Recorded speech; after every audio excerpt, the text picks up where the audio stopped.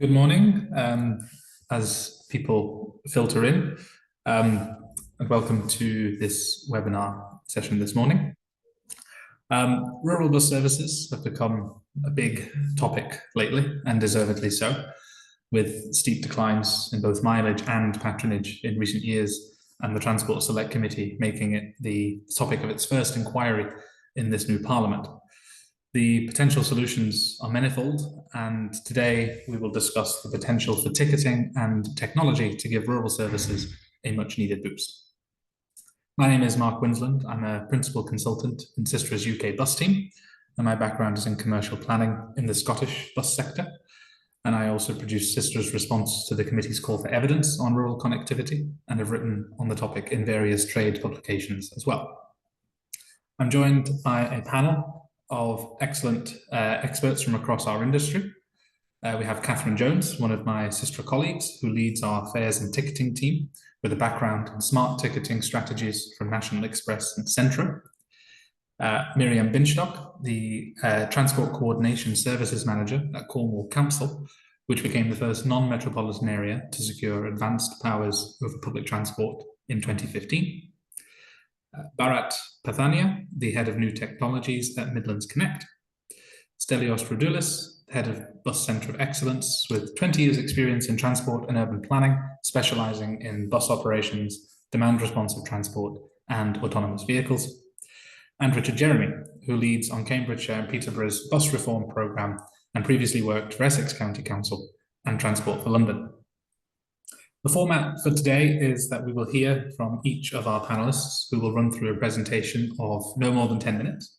And I do mean no more than 10 minutes because, of course, the essence of today is about having a discussion and answering your questions. So I will jump in if I need to keep things to time. I'm not the traffic commissioner, so you don't get 5 minutes grace for running late, but you do get extra points if you run early. So please submit your questions and I will put them to the panel. You can do that through the Q&A button at the bottom of the screen. It's not going to be a hand over the mic scenario. I'll read out the questions and direct them to the panel. If you want that to be directed to a particular person, you can specify the name in your question. So with the scene set, I'm now delighted to hand over to our first panelist, Catherine. Good morning, everybody. Thanks very much, Mark. Yes, rural bus patronage is a hot topic at the moment. And I'd like to share with you some experiences that we've had recently working with Transport for Wales. We can have my first slide, please.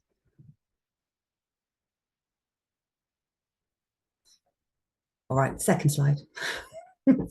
So, commonly held belief, lower fares equals more passengers. And it's true, lower fares are always attractive to customers.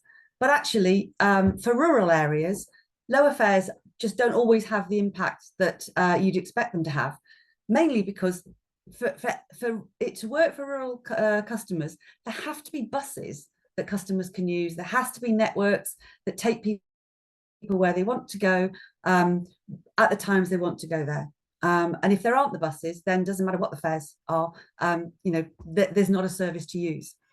The £3 fare cap in England has been extended, but recent research that Sistra was involved in suggested that it potentially offers low value for money.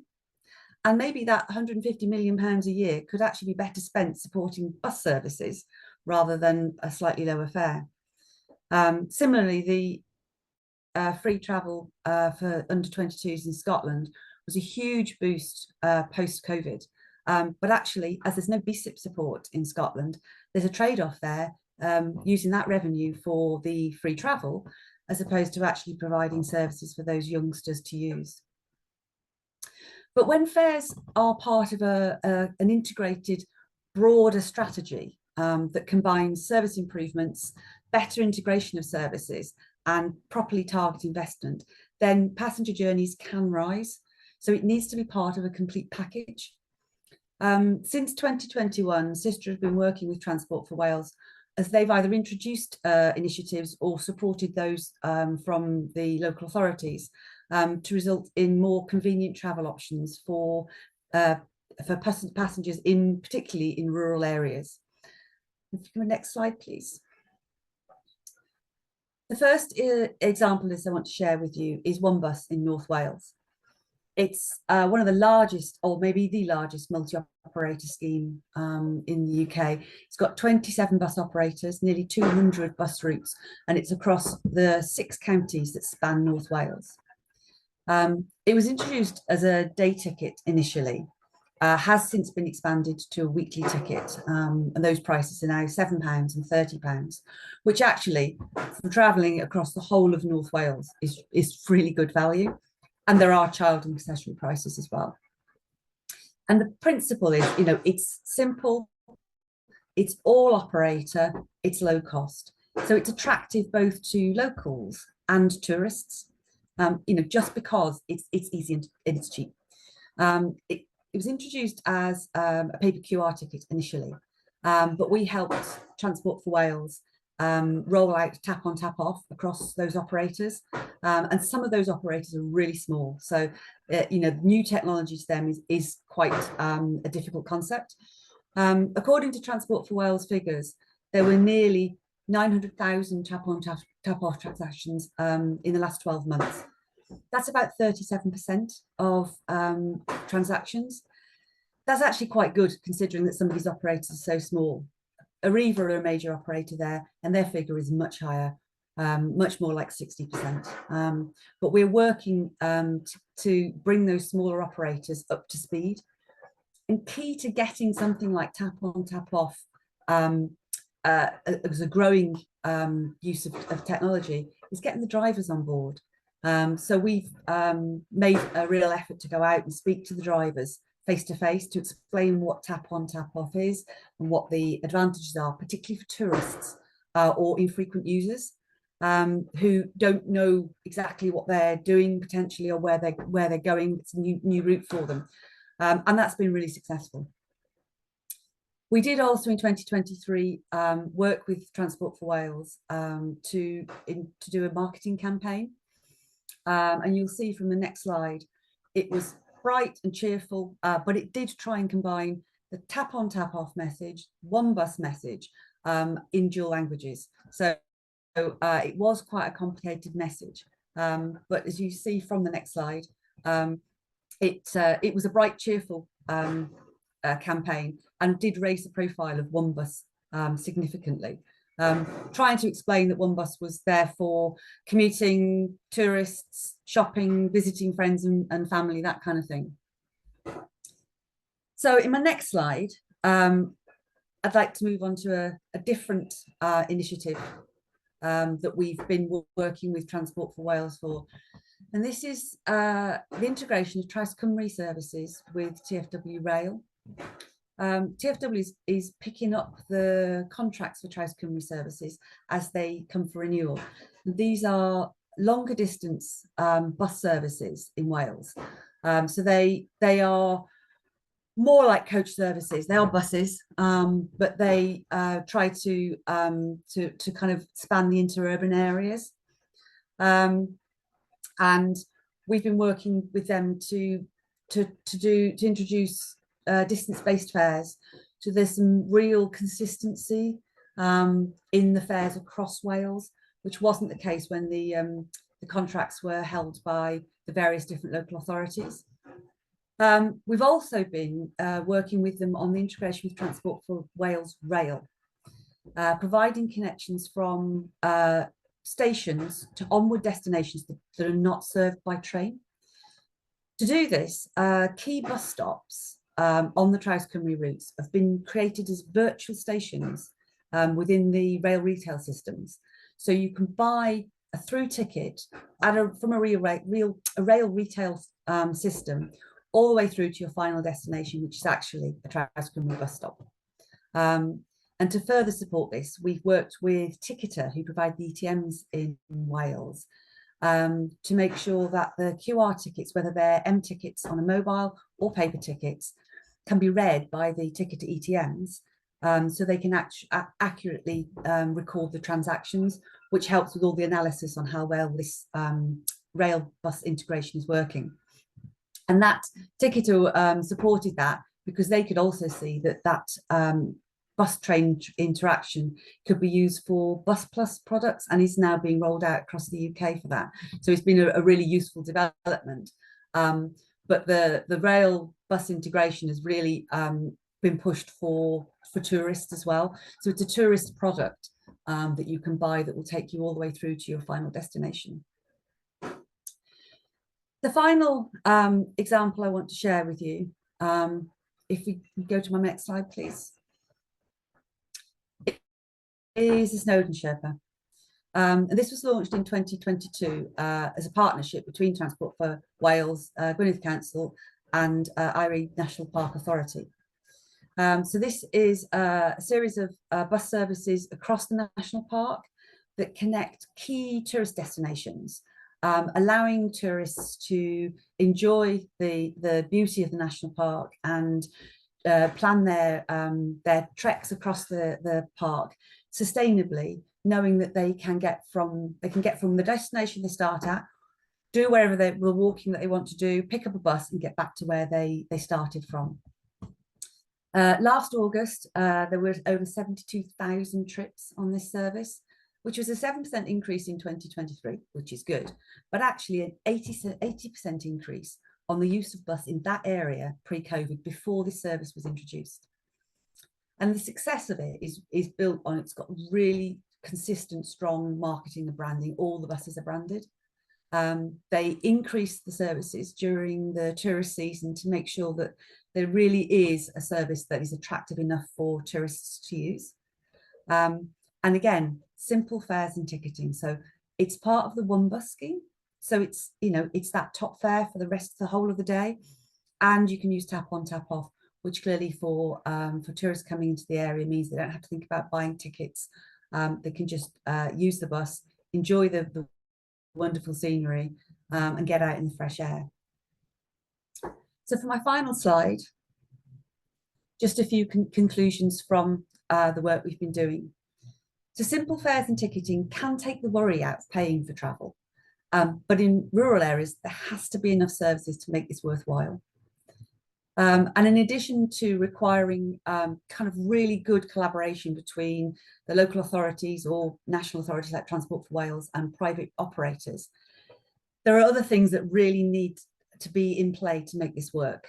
Beyond just getting the pricing right, it really does depend on things like accessible and user-friendly ticketing technology, drivers who are well trained and understand that technology and therefore can sell it to customers and give them the assurance that they'll be paying the right amount, and some really good well-targeted marketing to make people aware of the services and the ease of travel.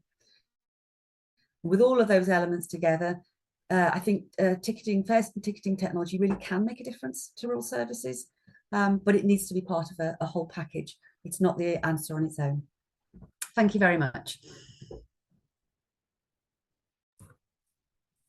Thank you, Catherine. I think the point that rural services should lean very strongly on the touristic element, not just the residential element, is well worth making. And actually leads quite nicely onto our next panelist, Miriam, who is based down in Cornwall. Yeah, hello everyone. So is that all right for me to start, Mark? Yes, sorry, go ahead, yes. Yeah. Yes. Yeah, so good morning, everyone. My name is Miriam. In case you're wondering about the accent, I'm originally from the sunny Rio de Janeiro, Brazil.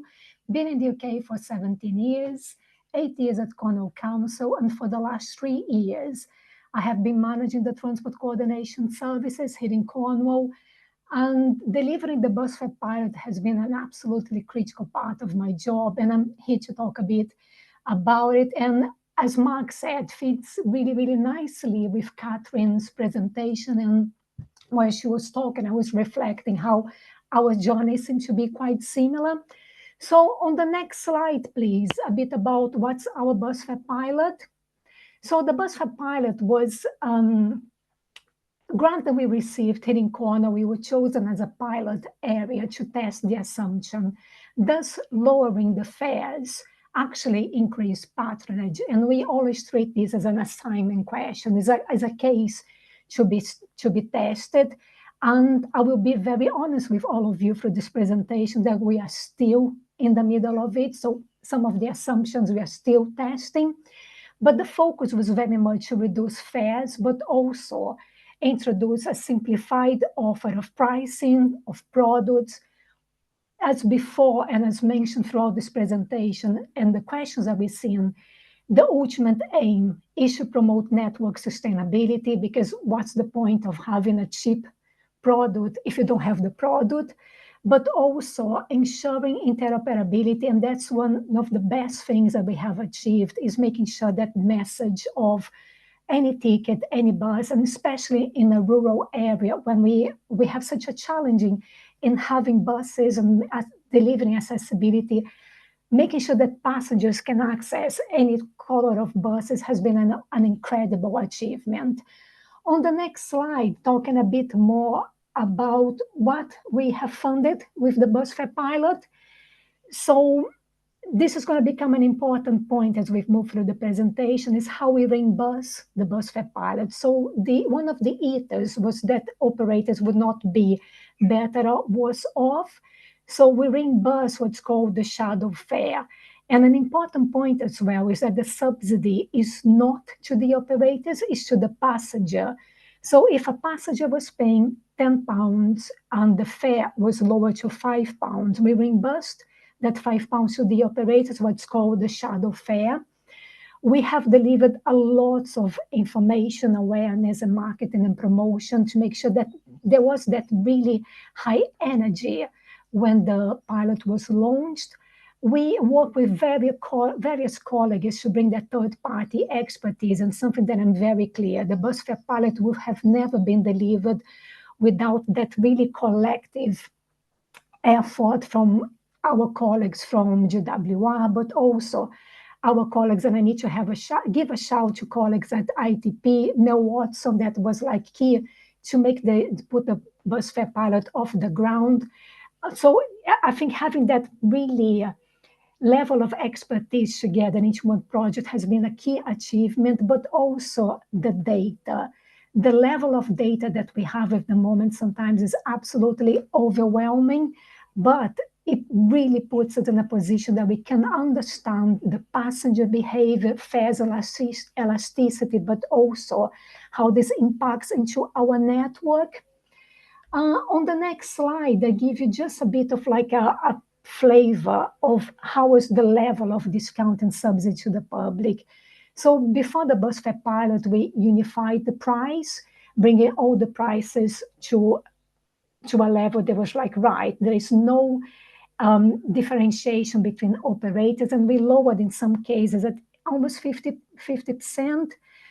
And a key element of the pilot was to give that gradual increase. And you can see that we are trying, and we are still trying to come to that sweet spot. What is actually the price that we can say the passenger is going to be happy, the operator is going to be happy, healthy operations be able to reinvest into the business, but we don't lose patronage. And again, as I said, I'm going to be very honest with all of you here. We are not there yet. We are still trying to test and see what's going to be, how we're going to be exiting from the pilot and what we're going to be exiting from. On the next slide, a bit of like an interesting data of how these prices increases have actually impacted on the patronage. And this is going to be circulated, and you're all going to have an opportunity to look at with more detail. But we can see that when the pilot was launched, there was that really, really spike in our patronage. But things change, prices have increased. And as I said, I'm giving here a very quick snapshot, because behind this data, we also have to cross-reference with the state of the network, changes in the network.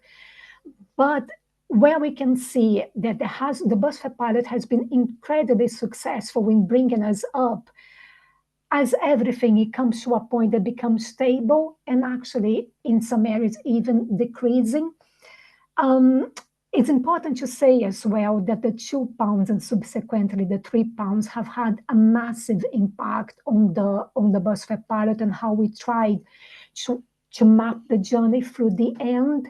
And we've learned a lot of lessons with regard to how that really simple key message, because when a passenger gets in the bus, they're not going to be calculating, it's 5 miles, 10 miles, 12 miles. No, they want that very, very simple message. And we saw that even with our high seller products, the £2 has really been that attraction. On the next slide, a couple of more of like just a sneak peek on our data and how the passengers reacted to different fares. But also, as I said, can us really, really see the impact that the £3 have. We had to decouple both schemes because it was becoming extremely difficult for us to manage two schemes in parallel. One was polluting the other.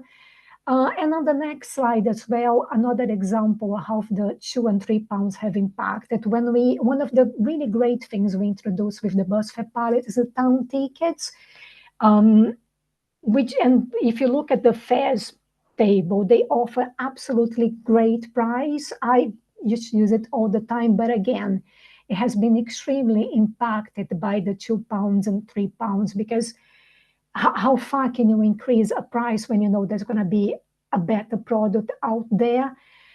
So it's just to be quite honest and give you all a bit of a sneak peek of the data and how the patronage has reacted to these different prices strategies. I want to bring as well outside of the bus fare pilot, but on the next slide, just to give a shout to the patronage by demographics as well. So you can see how that we have like different data, just to demonstrate a level of the data with regards to children, to adults, but also how, again, the prices that we are able to keep lower when we think about the elasticity of £2 and £3 has been less impacted to the ones that actually are not delivering that great a value for money unless you're making 4 or 5 journeys a day, which is not something that you do as much in a rural area as you would do in a more urban area. On the next slide, talk a bit more around the young person's fare. So that's something that we are also extremely proud that we have managed to fund and launch in March 25. It's a young person discount. It has been an absolute key strategic objective of us and the team, and really looking at young people and seeing the data around how difficult it is to give to have a car ownership, how expensive it is, but also how hard it is to actually take a driving test in Cornwall these days. So we have lowered the price. So what we've done is that we extended the child discount, which was 5 to 19, to up to 25. So at the moment in Cornwall, if you're 5 up to 25, you'll be paying £5 for a day ticket and £20 for a week ticket. And as you can see, we are having like really month-on-month growth there. On the next slide, a couple more of the other things that we in Cornwall we do. And just very, very quick to recognize in a rural area with high levels of deprivation and how we need to address as a council transport poverty and recognizing the role that public transport play in enabling human rights fulfillment. So connectivity, there is so much talk about socially necessary service. So we have the care levers, time credits, and other fares. And Mark, I can see you're showing there, which means I possibly almost run on my time. So just very, very quick on the challenges that we are experiencing now at the end of the bus fare pilot and how we're going to be moving forward on the next slides. So the legacy that we want to retain is very much this multi-operator ticket and the idea that we can deliver the interoperability, making sure that we retain that one ticket, one brand of our TFC, and this includes our own app and discount. And the other thing that we are extremely proud of is that we can see the TFC as only one network and one timetable. And as I said in the beginning, I'm being very honest that we still have a lot of question marks. And then the next slide is just to show the scale of the challenge that we still have to face. What's going to be the fare structures post-bus fare pilot? How we're going to work with operators once we don't have a subsidy anymore to retain interoperability? How we're going to be able to retain that consistency about the fares discounts? Well, post £3, I know now it's a headache that is just in 2027, but it's still a headache. But finally, how we can continue to evolve with technology. I think that's all from me. Thanks for having me.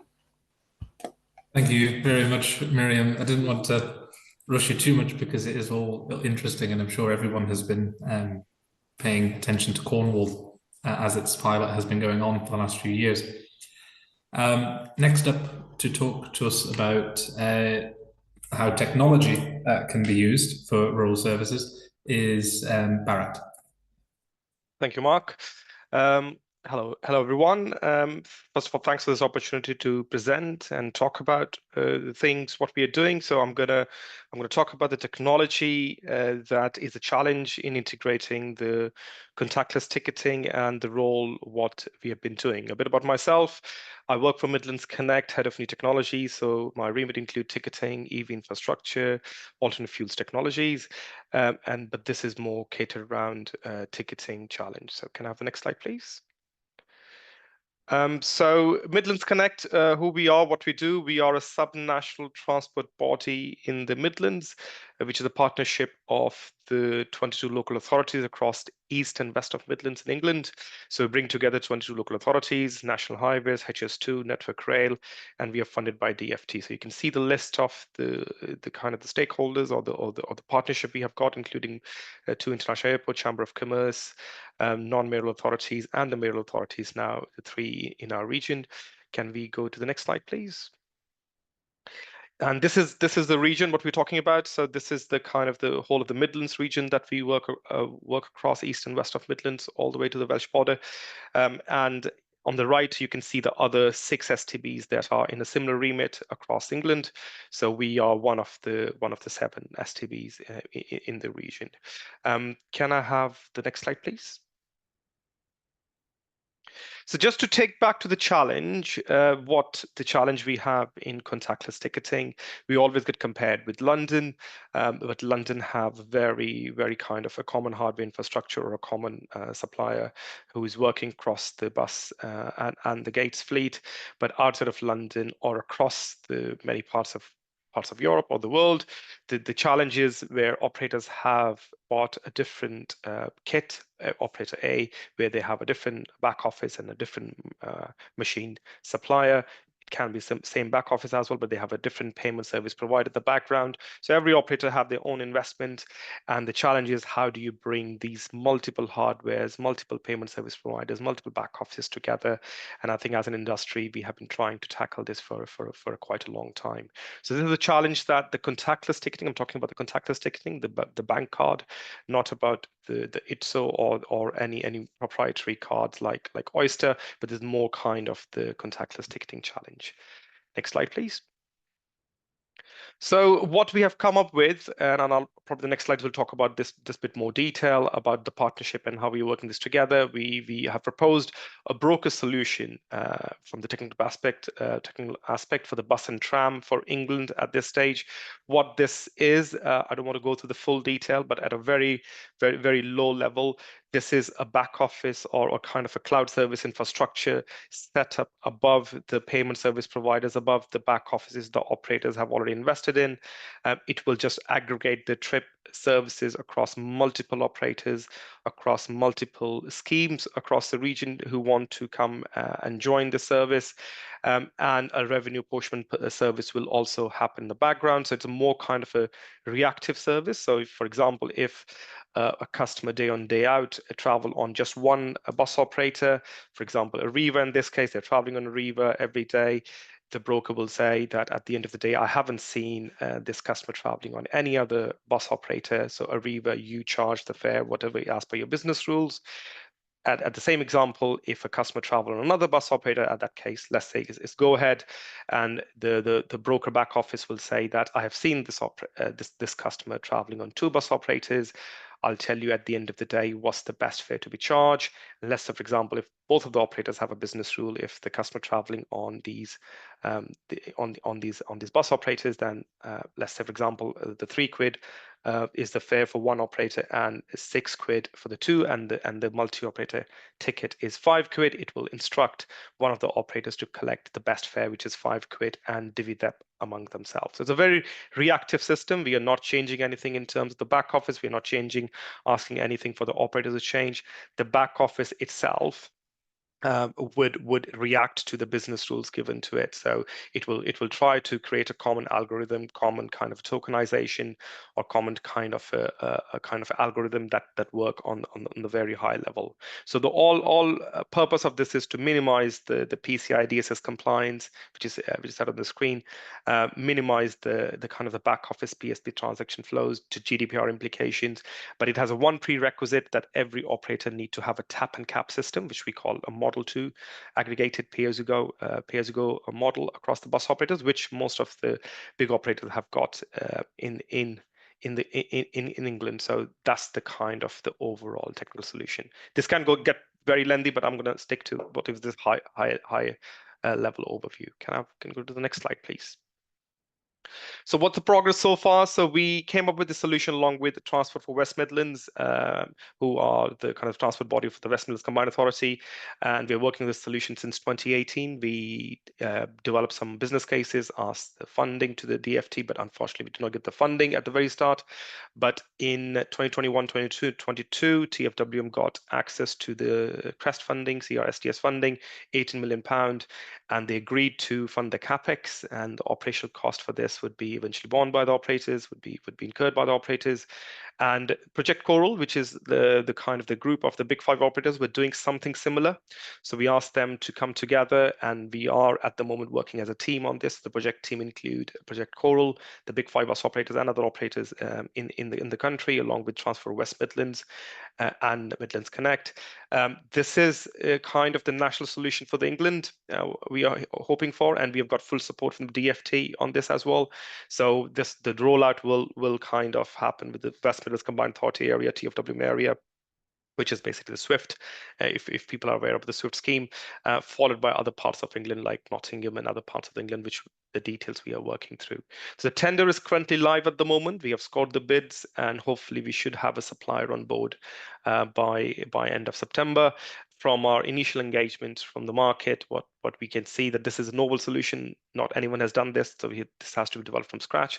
So we would be kind of looking at probably 12 to 18 months of development time. Next slide, please.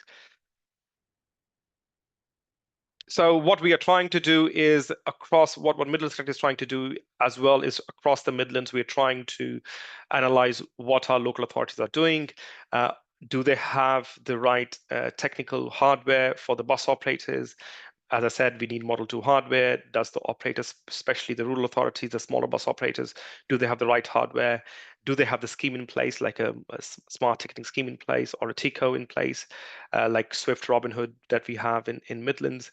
And do they have the right product, like a day ticket or a weekly ticket? Because that's the agreement you will need in place to give you the best fare, and then you can definitely join the broker. We have been sending letters of support nationally, and we have got quite a lot of support nationally across all the LTAs, and we would be going through those LTAs to understand what their readiness is, and if they are not ready on any of these 3 boxes, rectangle boxes, then probably we would engage with the local authorities to understand what this is.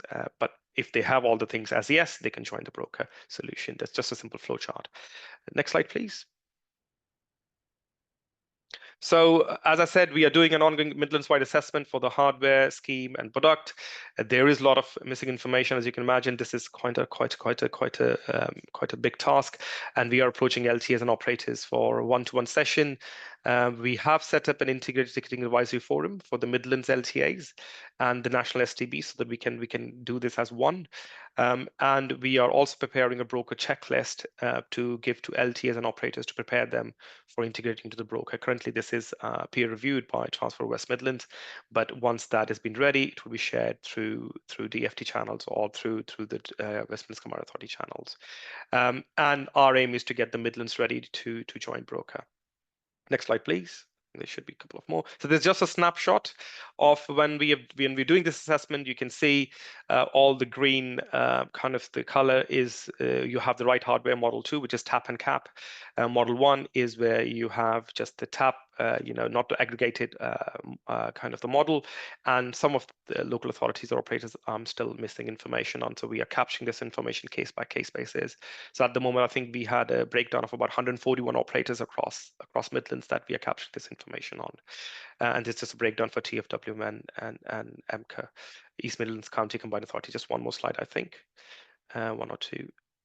Yeah, and this is just a breakdown for other local authorities across Midlands, just to show you the context that we are trying to tackle. And one more slide, please. And this is just to show that we are also capturing the scheme information. So across the Midlands, which local authorities have a scheme ready in place. So you can clearly see 6 local authorities across Midlands don't have a scheme in place. So we will be working with them to understand how can we get the scheme and the hardware and the things ready. That's all for me, I think, Mark. Excellent. Thank you very much, Barrett. Stelios, I'd like to hear from you next, please, with the perspective from the Bus Centre of Excellence. Hi, everyone. Next slide, please. Oh, can't see. Oh, sorry. Yeah. Yes. I'm just going to give a very brief overview of where we are with buses and generally also concentrating on rural buses and the state of the rural buses in the UK. And next slide, please. I'm going to try and be very quick because, as we said earlier, it's all about the discussion we are going to have afterwards. To set the scene, I really like this graphic. If you studied transport planning, you've probably seen this graph before, and it shows the bigger picture and long-term trends. And so you can see from the graph that bus usage outside of London has fallen since the bus market was deregulated around 1985, and car ownership at the same time has increased quite substantially. And in the last few years, we have reached a stage where bus journeys outside of London fell by more than 50% compared to the mid-1980s. And at the same time, London bus usage has grown, although this trend is starting to reverse and slightly reverse. And there has been some decline in the number of bus journeys in the capital. And this is due for a variety of reasons. This is not the point of this webinar. But our job as bus professionals is to reverse these trends, both in urban areas and rural areas. Next slide, please. Now, zooming in a bit more to look at the immediate past. From 2011 to 2023, England saw a 20% reduction in bus service provision, adjusting to around 28% per capita decrease against the backdrop of population growth. So this trend was briefly mitigated by pandemic-related funding for buses, and then it resumed this downward trajectory, which is still ongoing, leaving rural areas in a particularly precarious position. The withdrawal of essential bus routes has isolated residents, particularly affecting the elderly, the most vulnerable, students, young people, and it helps to exclude them from critical services and social opportunities that everyone should be accessing. Next slide, please.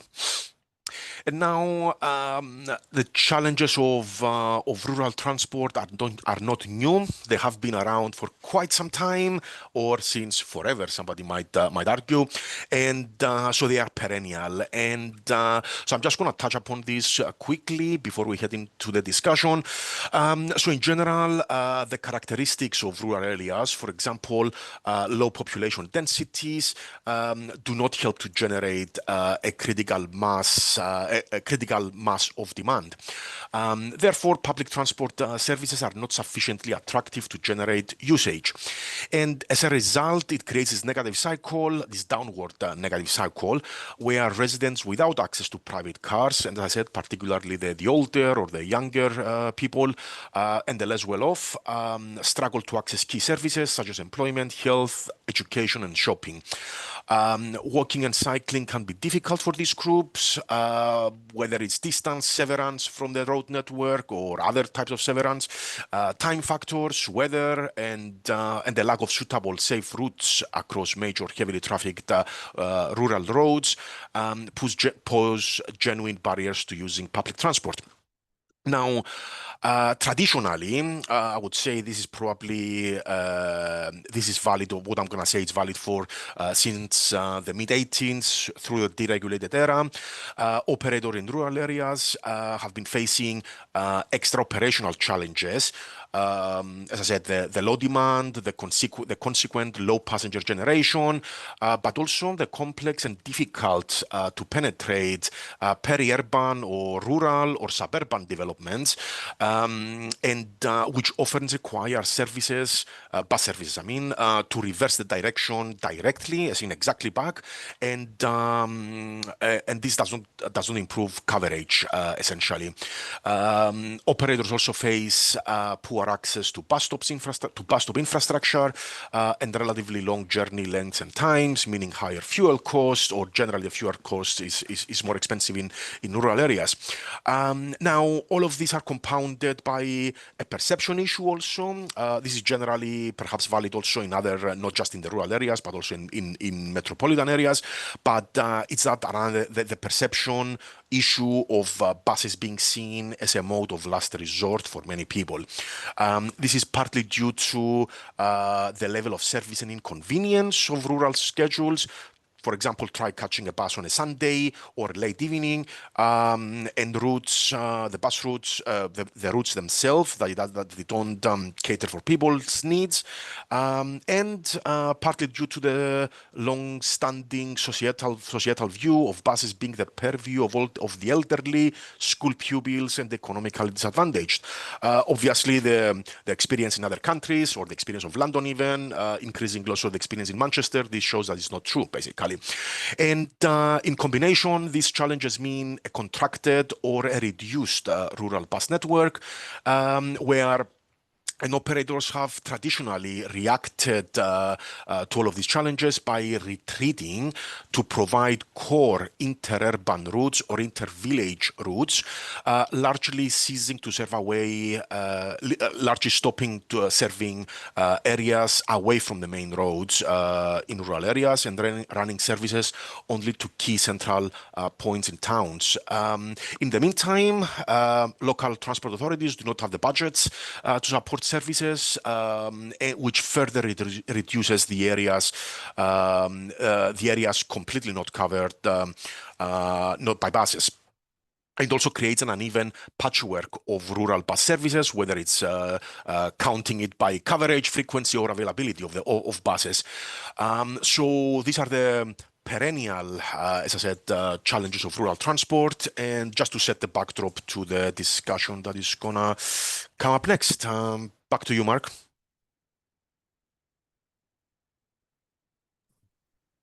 Thank you. Sorry, I wasn't prepared for you to be done that quickly. I did say I was going to be quick, yeah. I was scribbling down some questions. Thank you very much for that, Stelios. And I think, yeah, finally, last but not least, we have Richard Jeremy from Cambridgeshire and Peterborough, who I think is just going to go. He's going to go without slides, so he'll just talk us through what's going on in his patch. Richard? Yes. Yes, thanks, Mark. Yes, and apologies that I don't have any slides for those that do like slides. At the moment, we're currently going through some reviews and some changes as everyone's used to when you have a change of mayor. So a lot of our slides are kind of a bit sometimes a bit out of date. So I'm just going to prefer to do this verbally. So yes, apologies if you like slides. Yeah, so in Cambridgeshire and Peterborough, I guess we've got a situation where we're with the vast majority of our rural buses are supported services. The routes that make a profit tend to be the radial routes into our two cities of Cambridge and Peterborough, and along the Cambridgeshire busway from Huntingdon to Cambridge. But I'm not going to talk about franchising and things like that here today, because I think what's been really interesting recently is the success in ticketing for our Tiger Pass for children and students, and I think that's actually shown a great growth in usage on the bus network in our area, and recently got, I think, a commended award in the CIHT event. And what's been really useful, for example, what the Tiger Pass has done has reduced travel down to £1 for those who are able to apply for it, and there's been a big application from people. And to give a context, there's if someone's been taking 4 buses a day, so changing buses to get to college or to an apprenticeship or something like that, they would, under the current thing, the current system, be charged £20 or more for their work, for their travel, sorry. And this is over halved the price that they spend a week. So it's been a really good investment in rural travel, and it's been something that's been really well advertised on social media, local newspapers, through speeches and so forth, and it's something that's been picked up a lot. Well, actually, I'd sort of say that actually this offer for people is advertised a lot better than around me in a different travel area. The DFT's reduction in fare was, and I think I'd just like to kind of maybe contrast the media and marketing and advertising that went in for a lot of the rural reduction in fare under the DFT deal to how we have advertised the marketing, the Tiger Pass. I think that's a really important indication of marketing. It's been done. This kind of thing has been done before. I know maybe some of the colleagues on here have a similar system. I know that when I was in Transport for London, we removed the fares for children and students to give them free travel, and a subsequent study done by the London School of Hygiene and Tropical Medicine, or rather led by them, there were other universities too, showed that was a increase in activity links between places, and not at the expense really of active travel. So I would love to see a similar sort of study done on what has happened with the Tiger Pass, albeit a bit rural area. I think, as I said, marketing has been a key thing. So key groups, knew what was available, and I think I will say that we've had a couple of things that interesting side effects that have happened. So something that's been an issue with doing this, we don't have a tap on, tap off situation on our fares. It's just a tap onto the bus, and when we've had children use their Tiger Pass to get onto the bus and travel to somewhere outside of our local transport authority region, and then want to get back on the bus outside there to come back in. They've been upset to find out that they haven't been able to tap onto that, even when it's been, you know, a mile or so out. And that was something that was raised in our bus operator group, and we, you know, having to look into how we can deal with that.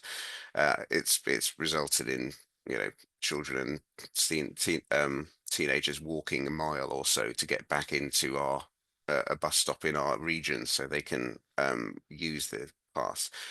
There's also been reports, and I don't have specific, you know, data on this, but there's been reports that some schools that have private bus services have cancelled their services because the parents have, you know, not wanted to pay for a private bus service to schools when they can put their children on a public bus for a lot less.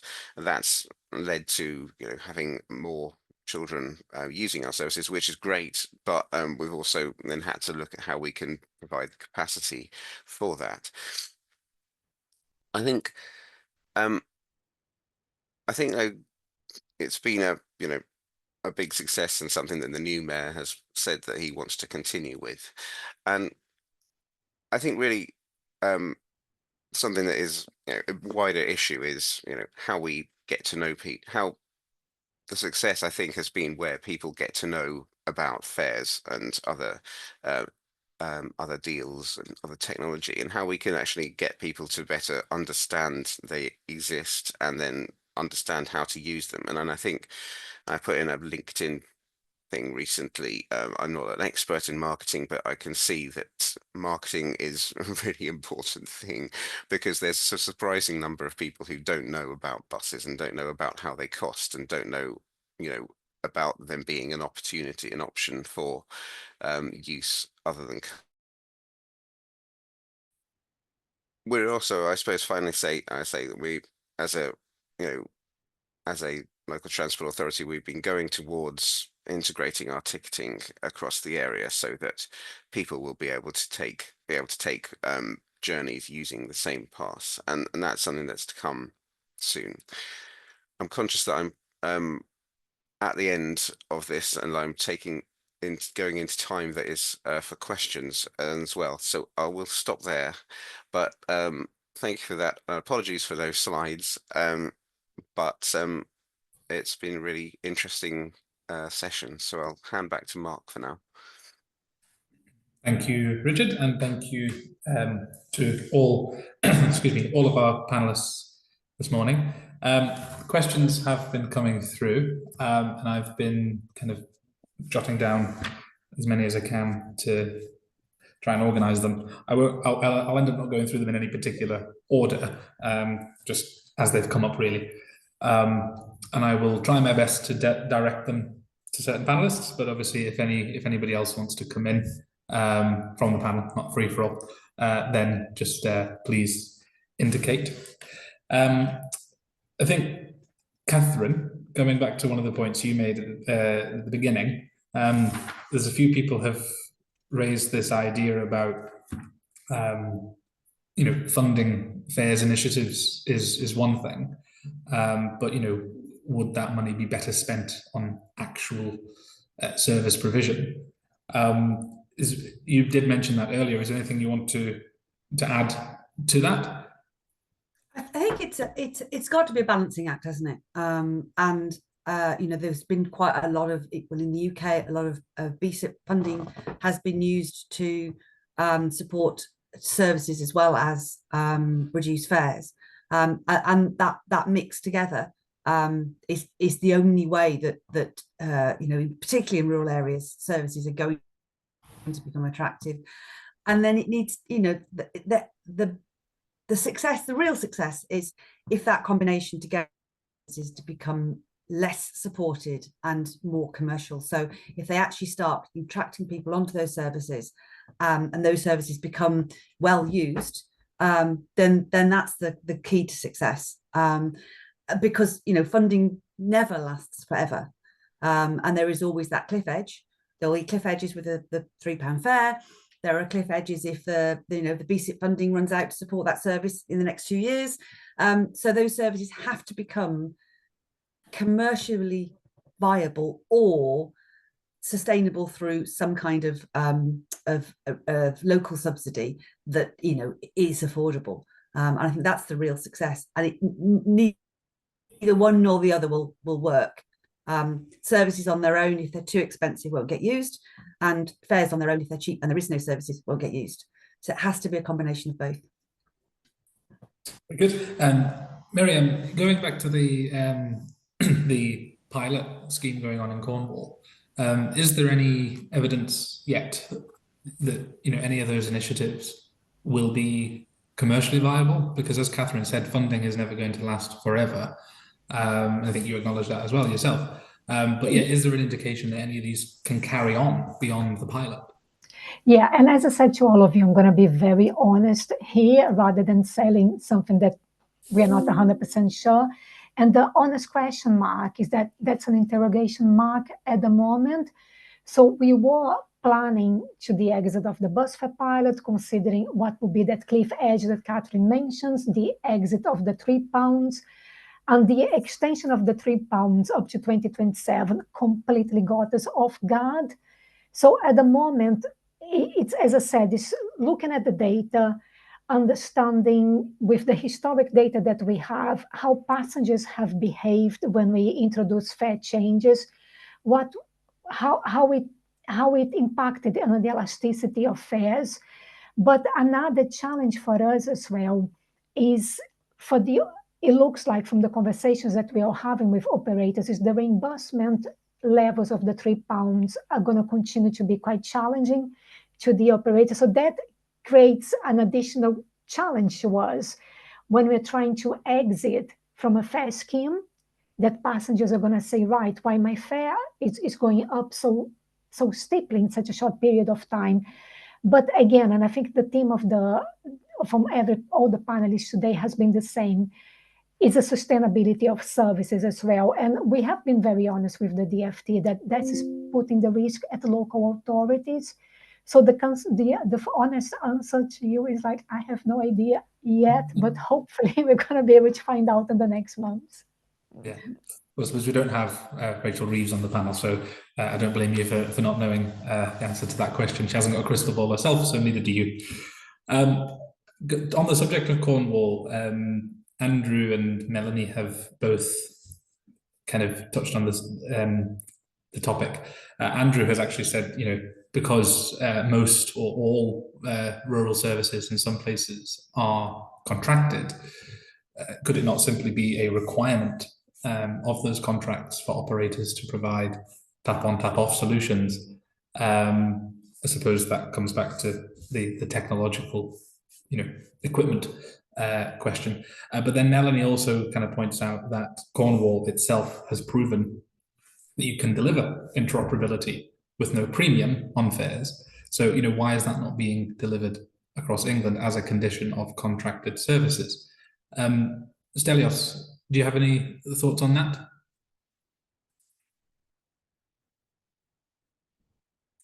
You're still on mute, Stelios.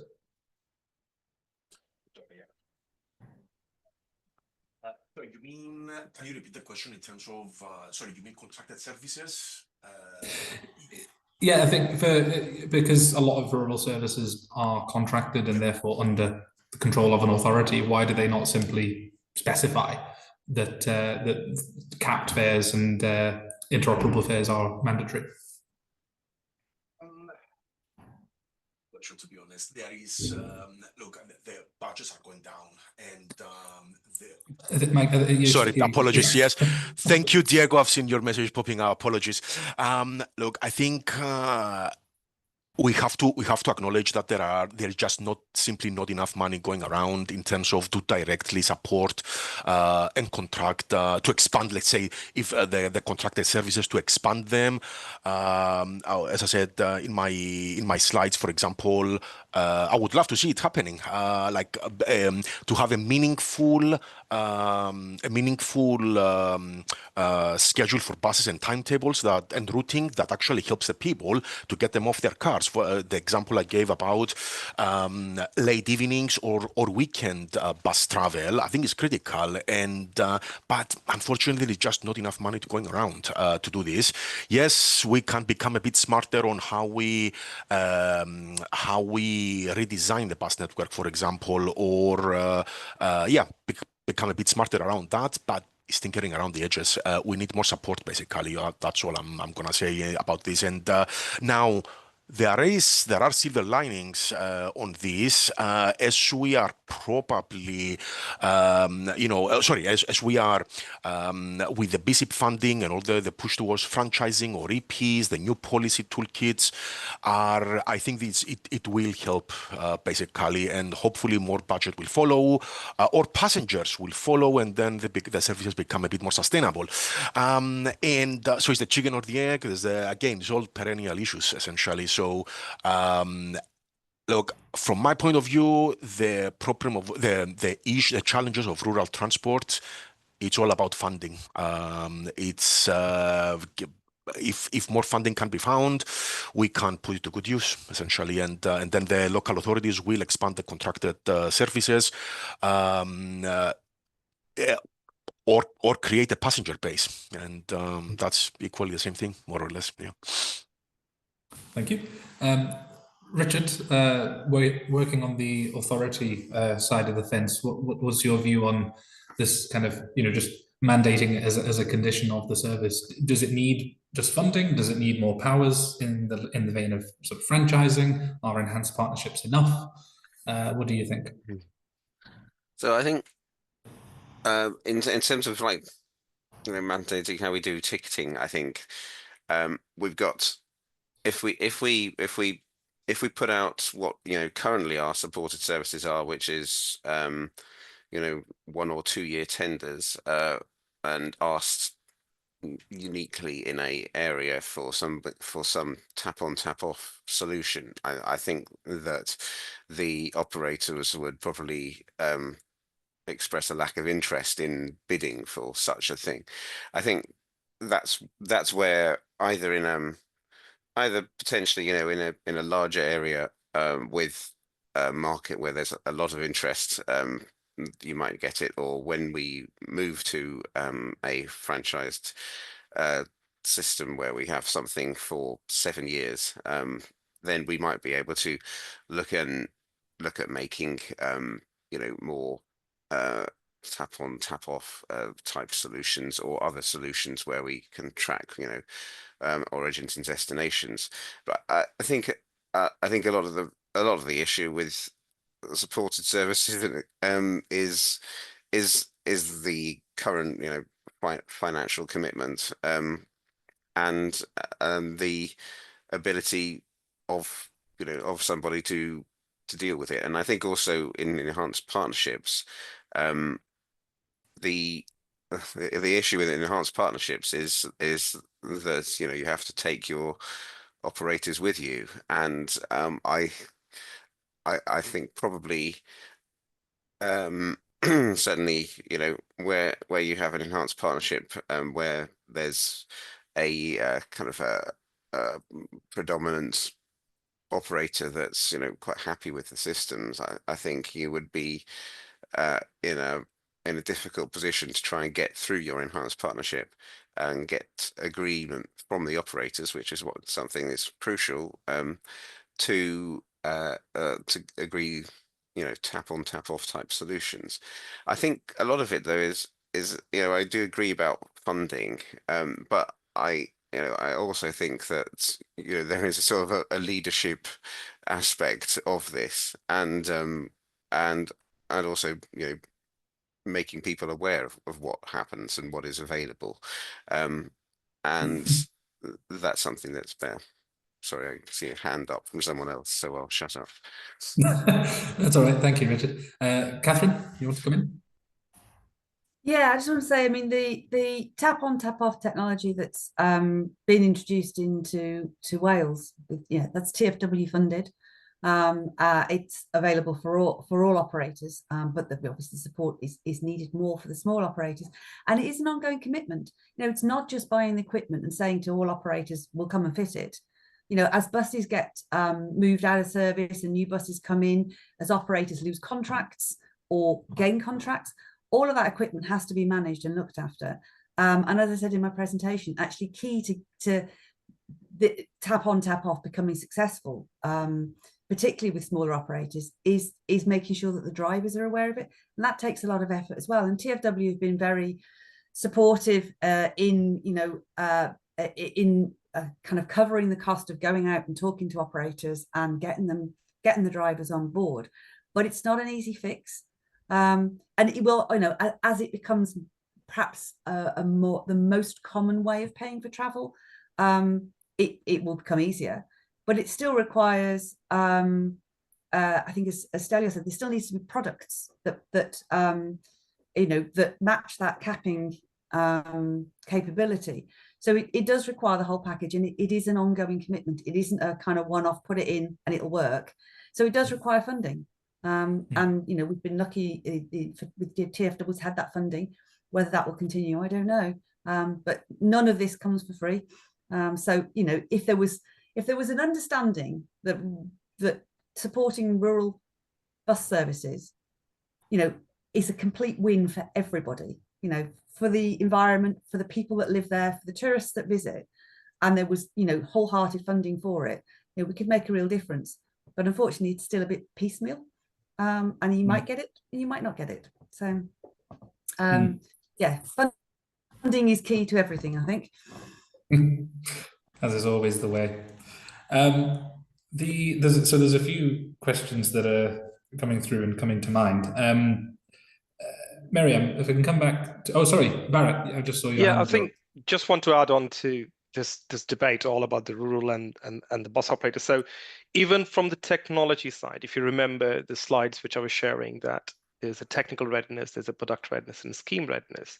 So if, say, for example, if this technology solution is ready, we still see the rural authorities or the smaller bus operators struggling to join such a solution because they don't have the right hardware in place.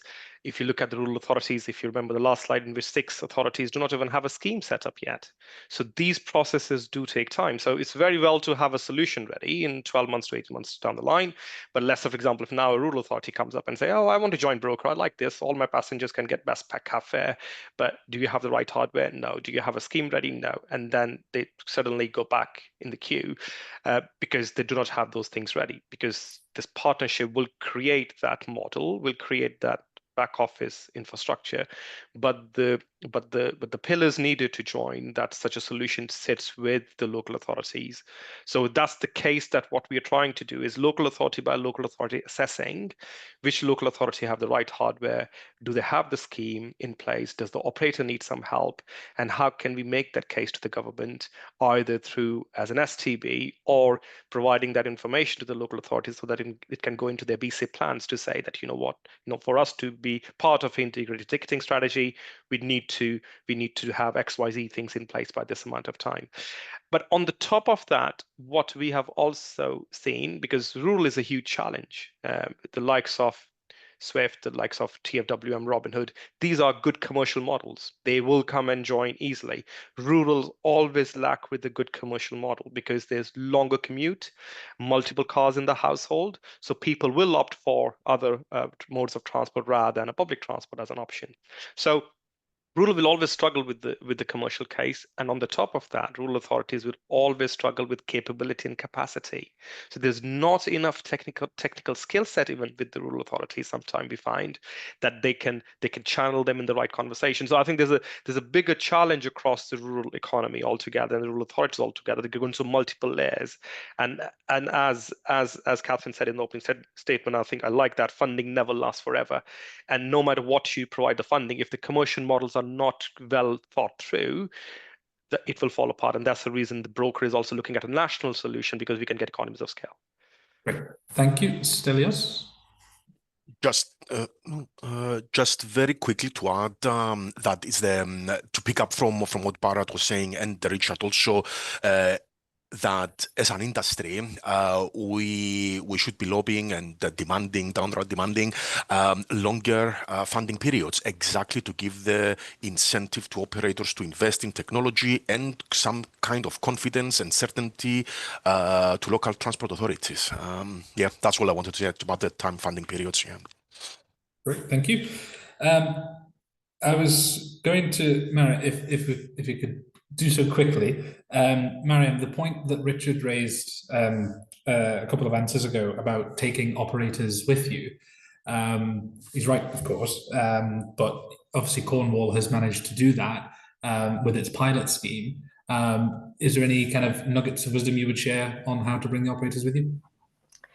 Yeah, and I think one of the things that I'm really proud in Cornwall, and again, I need to give like a shout to others that were before me, Leslie that is here in the call, Mel that is here in the call as well, is actually sharing the vision. And I think that's something that is something that we have to be extremely proud in Cornwall, even with all the challenges that we have with funding. We are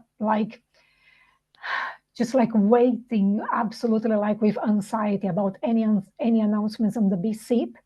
And we have extremely difficult challenges ahead if we don't have any BSIP, how this is going to be impacting on the network.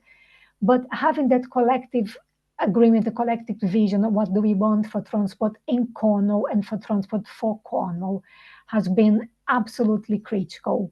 Of course, having the funding to say to the operators, you're not going to be worse off, and giving them the security blanket, they would be reimbursed against the shadow fare, was something that helped everyone to get a bit more engaged with the vision.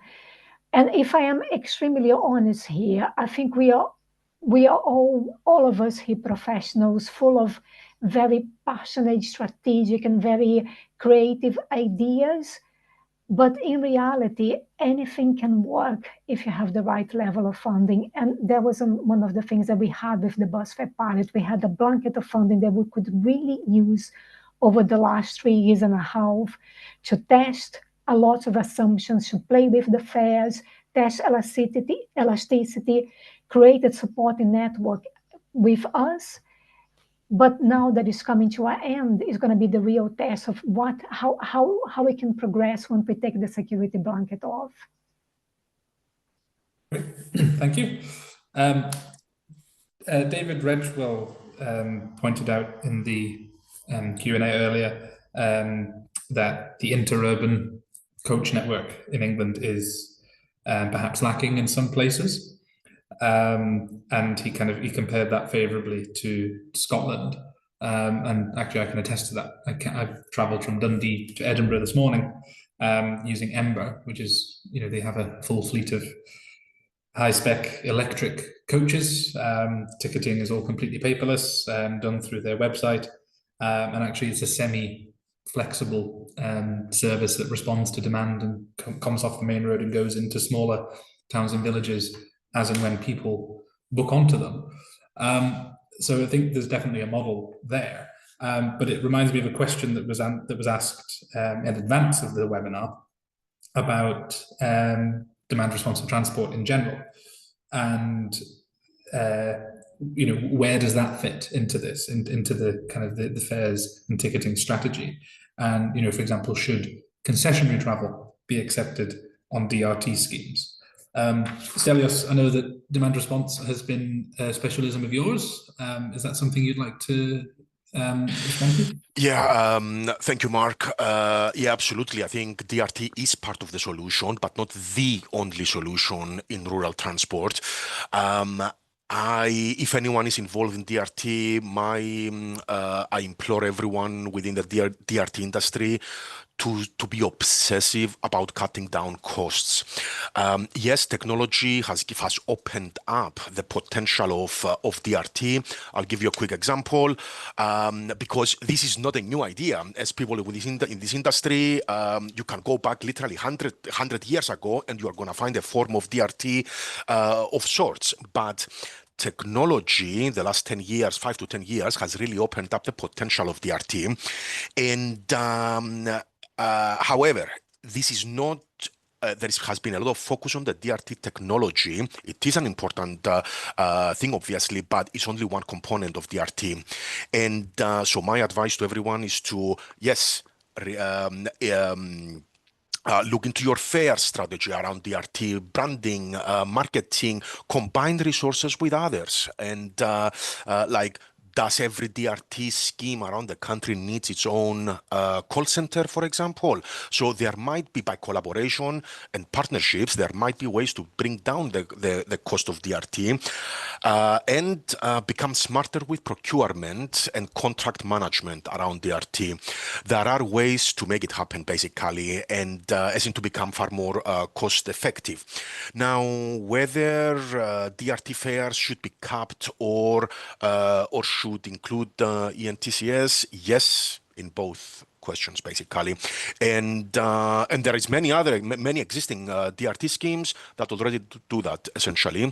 So others should be following. I would say, yeah, I can talk about DRT for hours. Any other specific questions, or if people want anything about DRT, please feel free to get in touch. But I'll leave it at that, unless there is anything more specific here. Thank you, Stelios. Richard, you want to come in? Yeah, I just wanted to say that I know it's hard to look into the bank of things, but you know, as I mentioned on LinkedIn recently, it's like DRT is often just like created and let go, and there's not a lot of information. There's not a lot done to actually raise awareness of it and look at where your kind of near market is, and even far market. And you know, we're not private companies with huge bank accounts, but it is like what's probably over time the most successful brand in the world is probably Coca-Cola. You know, I mean, why should I drink a sugary drink? And Coca-Cola, you know, is the biggest spender on market research, marketing, advertising, etc. And I think we just sort of need to think about, you know, how do we make people know and attracted to what we do more? Very good, thank you. Catherine? I was just saying, in Wales, Transport for Wales are working with Virvan on a number of DRT initiatives in rural areas, as well as some of the more urban ones. And some of those have been really successful. Others have not. So I think that there are some real challenges with DRT in rural areas, particularly the longer journeys, and you know, you're going quite a long way to pick a few people up. And they've taken over some of the services that were provided by community transport operators, but not all. And you know, I think there was a question earlier on in the chat about the, you know, how difficult it is to try and coordinate all of the small bus services that currently run, not just in rural areas, in urban areas as well, you know, for the NHS, for school transport, community transport, DRT.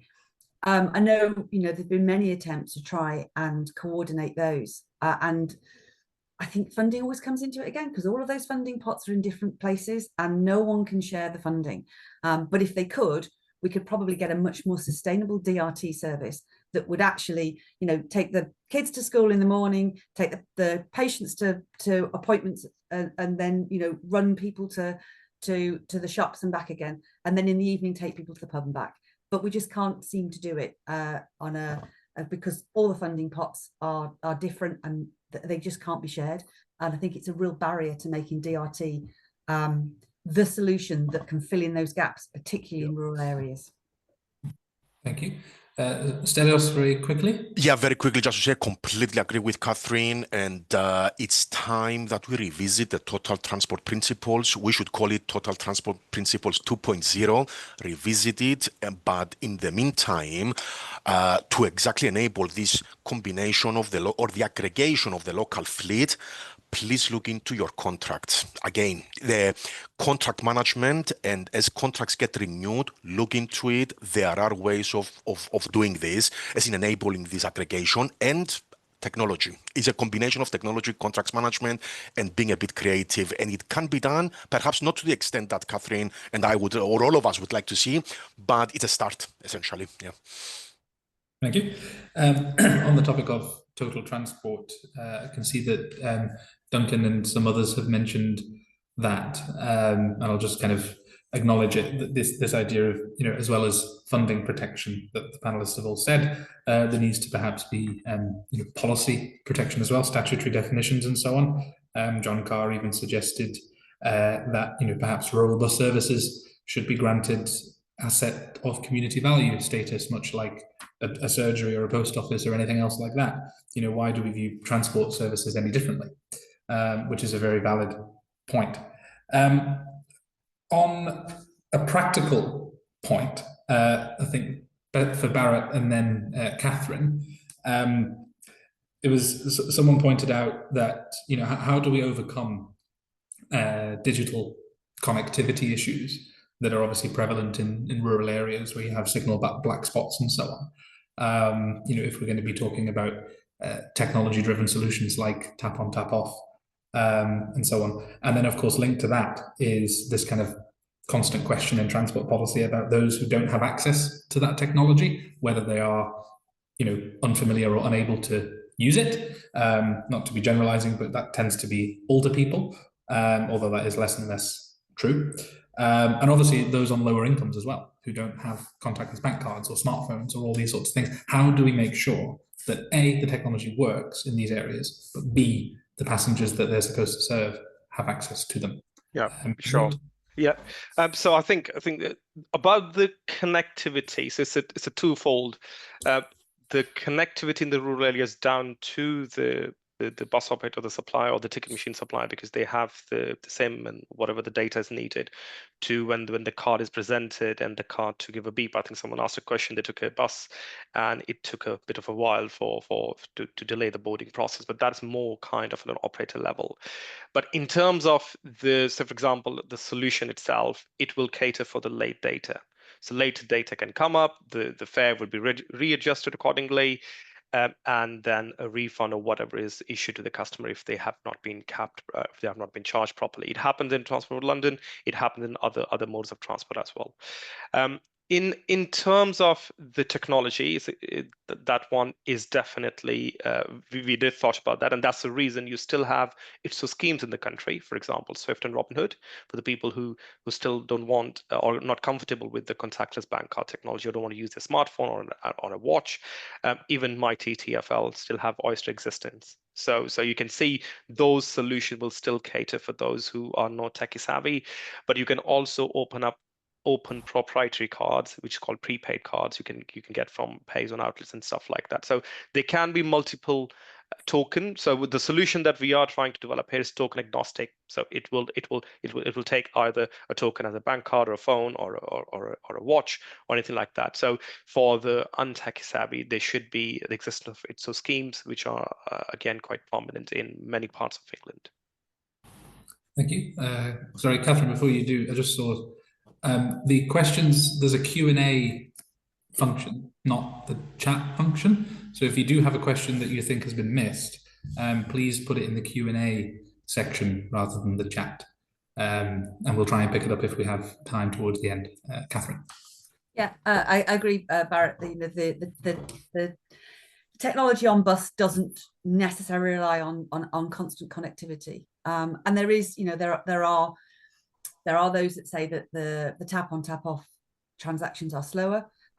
There's a payoff there between somebody standing and trying to work out with the driver what fare they should be paying. So yes, there is, if there can be connectivity impacts, but they can work, in black spots. And I think in terms, you're right, I think I agree with you entirely in terms of those who can't use contactless bank cards, either because of their age or their demographic, or they don't want to. Then there needs to be other technologies. At the moment, it's so is ubiquitous on the bus services in the UK because, well, for England, the DfT have mandated it for concessions, and Scotland and Wales have followed suit. There potentially is the opportunity in the future, should the DfT change its mind, that it's a different technology, not ITSO. But there will always be a technology, and QR ticketing is another opportunity for those who are unable to use bank cards. You can use a QR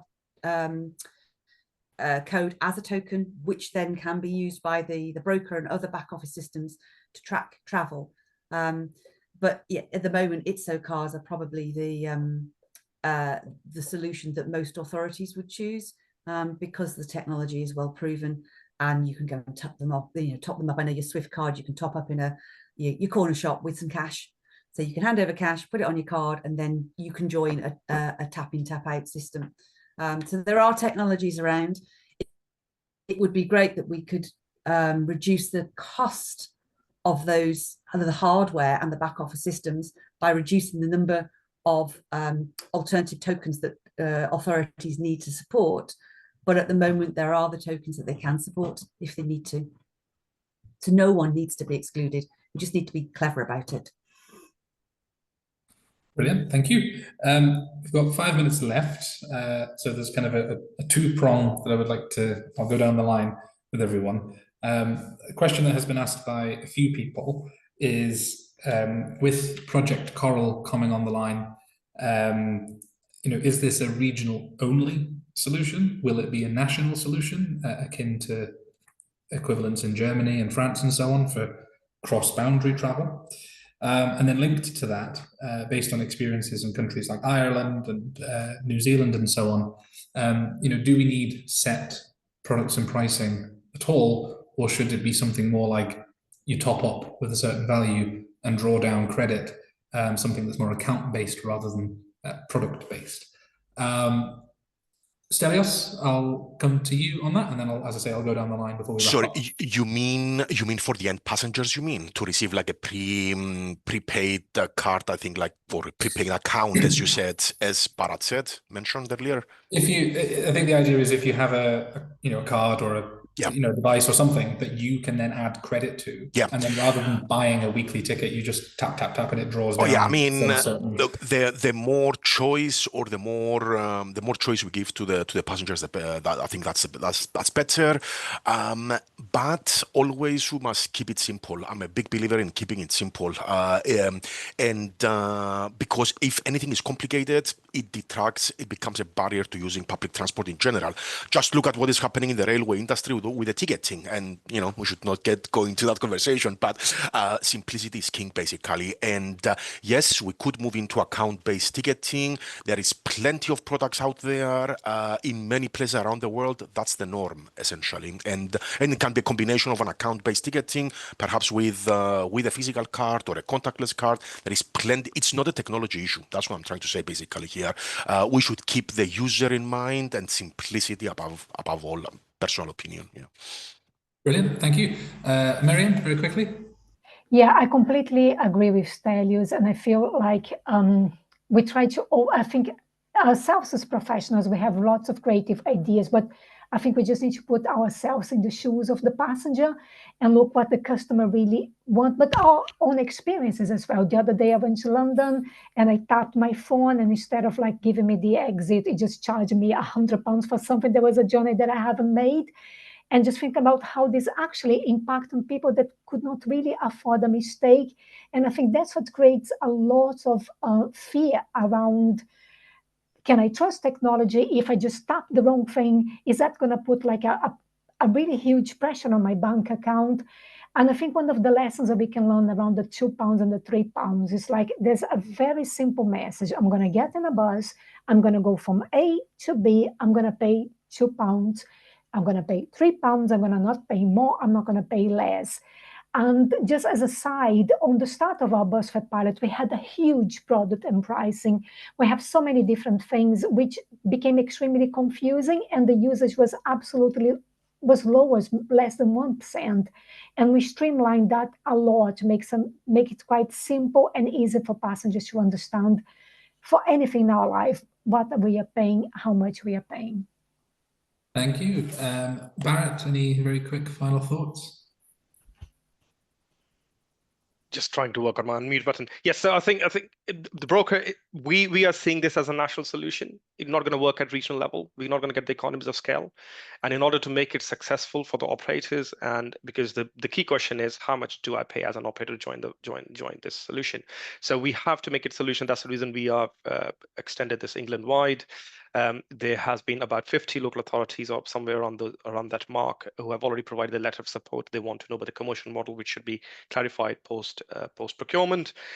So to get the economy of scale, to make it commercially successful, we want to make it national. We want to make it accessible to everyone. And yes, we have to keep it simple. What we want to do, customer just tapping and tapping off, and the best fare is calculated at the end of the day. That confidence should be at the customer end, because London have set a precedence for us, and that's what people expect. So I think I don't want to dwell too much into that, but I think already message been said. But yes, broker is definitely something that we're looking at national level. Very good, thank you. And finally, Catherine. Yeah, I agree with what's been said. It's not a technology issue. It is a message to customers. It's simple, but all the tap-off schemes are technically account-based. You pay at the end of the day. You get capped at a day rate or a weekly rate. We do need to remember some people need to budget. And so buying a period pass, a monthly pass, for example, is still the way forward for some people to manage and know that at the beginning of the month, they actually paid for their travel and they'll travel all month. So we still need some of those products, but we do need simplicity. Excellent. Thank you very much. And bang on 12 o'clock, that's us. I'm afraid we don't have time for any more questions. They did start to pour in towards the end. So all that's left for me to do is to thank the panelists for joining us. Richard had to drop off, but thank you to him as well. And obviously thank you to all of you who joined us in the audience and submitted your questions. Thank you very much and have a good rest of your day. Thanks. Thank you.